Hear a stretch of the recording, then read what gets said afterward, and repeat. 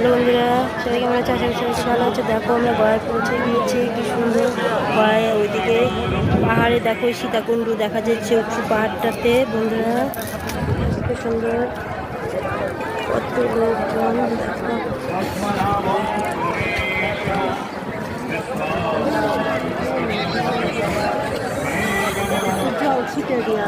পরে যাবো তো আমরা তো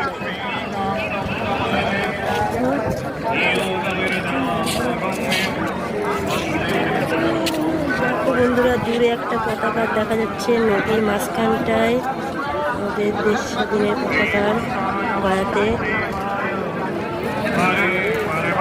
এখানে পুজো করছে।